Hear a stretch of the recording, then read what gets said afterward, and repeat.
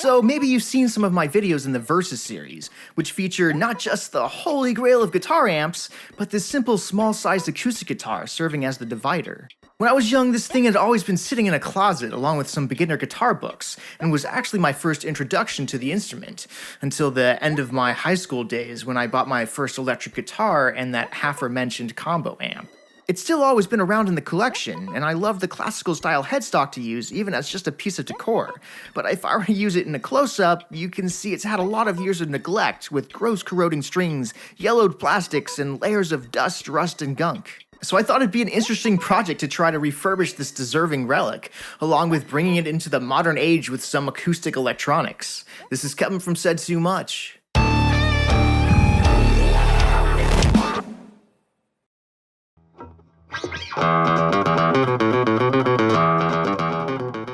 To start, I cut those nasty strings and removed all the hardware, machine head gears and all, to clean. I'd always heard the allegory that soda is so unhealthy that it'll dissolve rust, so I put most of the metal pieces in it. Then I used a bleach cleaner and water mixture for the plastic pieces, including the bridge saddle, in order to whiten them. I thought I could go ahead and include the plastic nut in there as well, but while trying to carefully pry it free, I discovered it was even cheaper than I thought, breaking to reveal a hollow center. It's probably good riddance anyways, since I have some blank bone nuts laying around that we can use the same thickness, and it's just another upgrade to add to the list, with the added density and contact providing more vibration transference into the neck and body of the guitar. While everything was soaking, and after doing all the extra drilling and routing we'll get into later, I took the time to thoroughly dust everything and add some revitalizing orange oil to the fretboard to help preserve it as well. You can see the obvious worn down places where I'd repeatedly practiced open chords.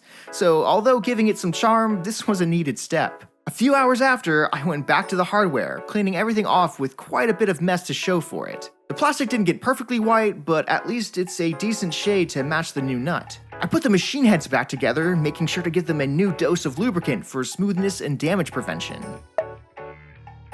And finally put everything back in its place.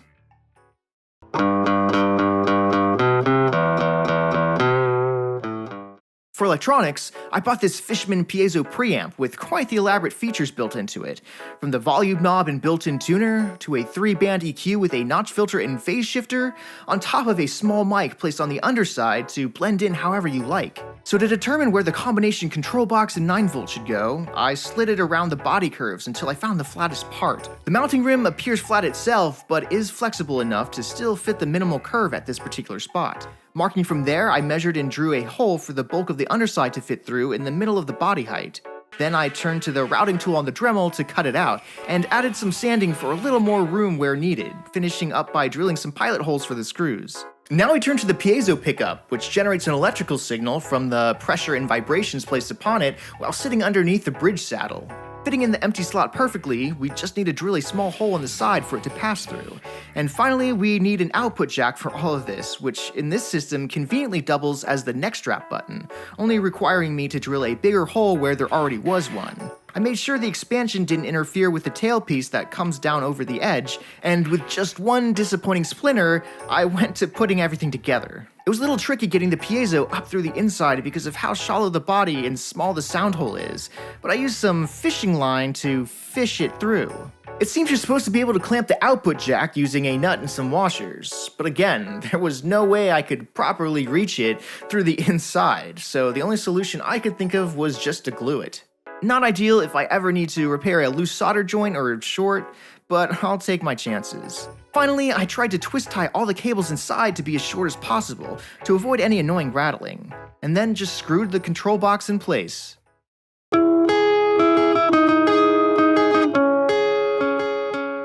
I proceeded to superglue the new bow nut down with one edge perfectly flush and easily hacksawed off the other end to get it to the appropriate size, carefully adding some minor sanding to make it look less square and angular. I lightly measured and marked out where the new string slot should go and made some initial cuts since I didn't really want to commit to anything permanent for now, and moved on to stringing it up. Since the scale length is 23.5 inches and acoustic guitars generally have more tension, I bought a set of .012 to .053 80/20 phosphor bronze strings for standard tuning. Now I have to confess, these classical style machine heads really had me confused, despite the dozens of times I've restrung a guitar.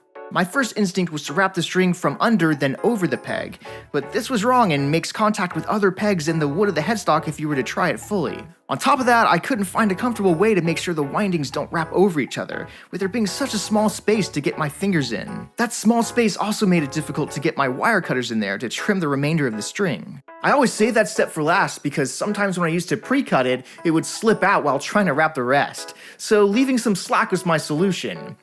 I'm sure there's a totally different process for this configuration some of you can make fun of me for in the comments. So yeah, this turned out to be some of the ugliest stringing I've ever done. At least it all still holds though, so I can move on to making my time-consuming final nut cuts to the appropriate action. They're maybe not perfectly the same distance apart, and I could probably stay on the top of the nut now so the cuts aren't weirdly deep looking. The piezo also did add some significant action height from the saddle I could also sand, but I'm gonna leave it like it is for now and just go ahead and gauge how it feels. I'm already impressed how significant a difference the old versus new strings look.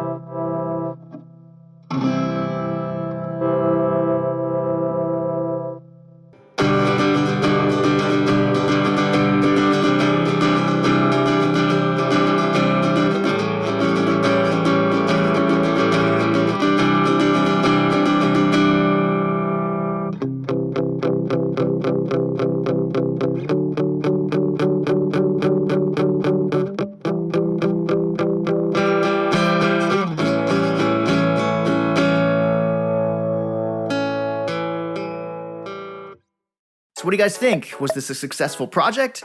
Is it just too cheap a guitar to invest this much time and energy into? I, for one, love it. It represents both the first steps of a beginner and the passage of time. Seeing that huge control box on such a relatively little instrument is equal parts hilarious and seriously adorable to me. It's got a small body, but plugged into a PA system to play a full gig anyway, its electronics can make up for it.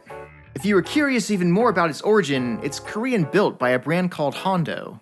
From what I can tell, they've been absorbed by another company since 2005, and the manufacturers go under that name now. That is to say, if they still even make this model. I would think that they change things around pretty quickly, based on what's selling and what they think will sell, since it's such an unknown name. So this just adds another level of one-of-a-kindness that makes me like it even more. With my regular-sized acoustic guitar currently in baritone tuning, I'm happy thinking of this as a go-to acoustic. I'll probably fine-tune the setup after I'd played with it some more, and I might even think of some new upgrades to add. But for now though, enough said.